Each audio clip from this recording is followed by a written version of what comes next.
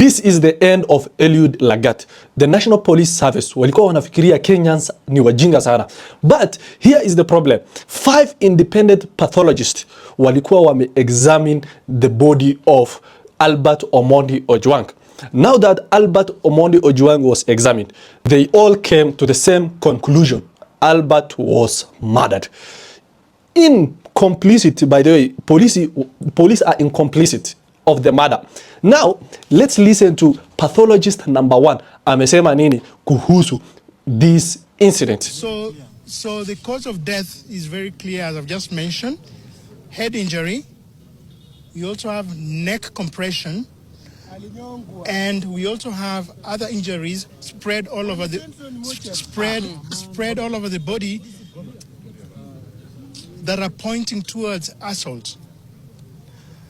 And as I've just mentioned, we've taken specimens, and other investigative agencies are going to assist in getting other pieces of evidence which, pieced up together, will help in corroborating what we've just found. A follow-up question. As an expert, I know the police gave some unreasonable reason as to why Ojwang died, saying he hit his head on the wall. As an expert and having examined the body, if that were to be the case, what signs would have been consistent with hitting one's head on the wall, and that the signs you've seen today completely dismiss that particular narrative?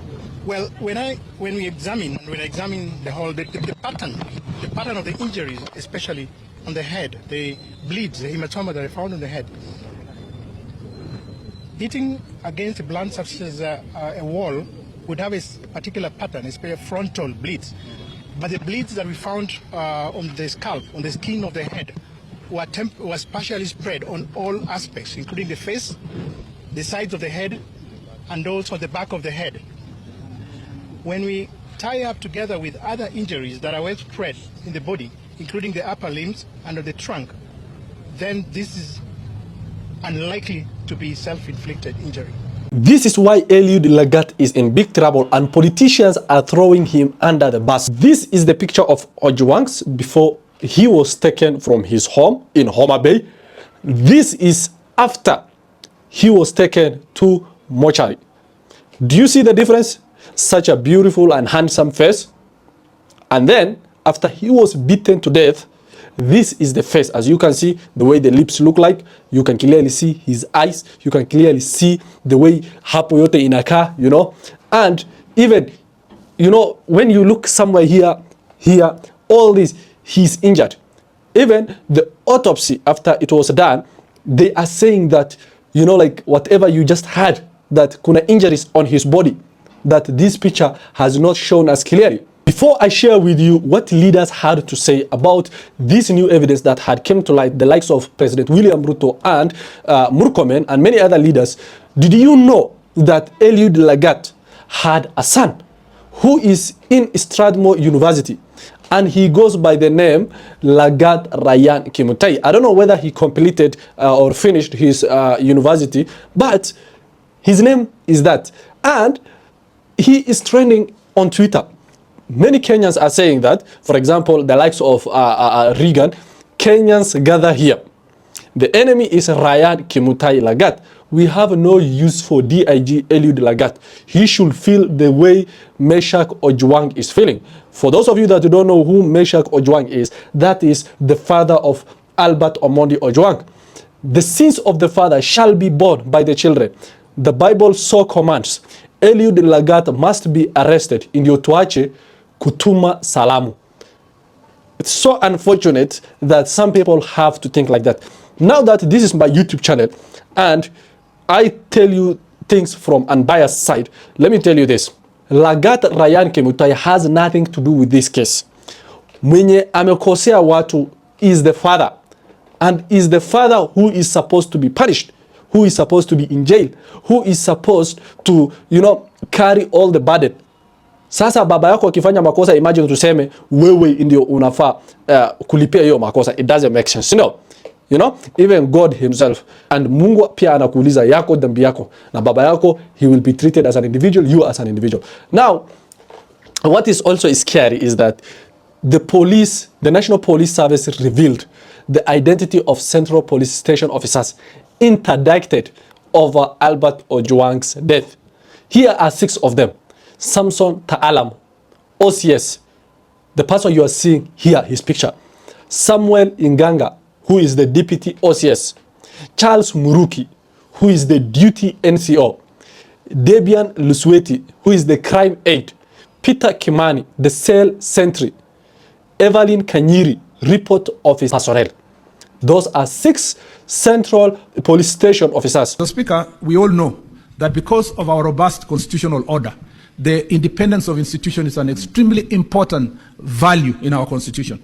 And as a result, Mr. Speaker, to insulate the National Police Service from interference from the executive, even the President, Mr. Speaker, is barred from giving directions to Inspector General of Police in regard to any investigations that are going on in a particular matter. So my position, Mr. Speaker, is confined in law to the place where I give either policy directions that must be put in writing under Article 245 of the Constitution, and, Mr. Speaker, also to provide support, financial support, Mr. Speaker, and other resources that the Parliament, Mr. Speaker, has also the responsibility to provide these resources through the relevant institutions. So I sympathize with the position of Honorable Eddie.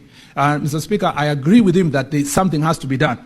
But, Mr. Speaker, he has asked a very pertinent question as to who is the culpable person through my eyes. Mr. Speaker, unfortunately, the Constitution did not give me the eyes to see who is culpable. Those eyes have been given to the investigatory authorities under 245 of the Constitution, and that is why you rightly invited me, but also invited the independent institutions, Mr. Speaker. I'm confident, and this is the promise I give to the people of Kenya, that we will do everything within the ministry to ensure that there is no interference, there is no shielding of any individual, there is no cover-up, Mr. Speaker, from the part of the executive, and that, Mr. Speaker, that the Inspector General of the Police and the Independent Police Oversight Authority, which again, Mr. Speaker, in Article Section 4 of the IPOA Act, have been given independence, Mr. Speaker, in all matters of investigation regarding matters related to police brutality and police, Mr. Speaker, crimes committed by police officers. Therefore, Mr. Speaker, should questions arise that touch on policy issues, that touch on the ministry's policy contribution, Mr. Speaker, I am more than happy to respond.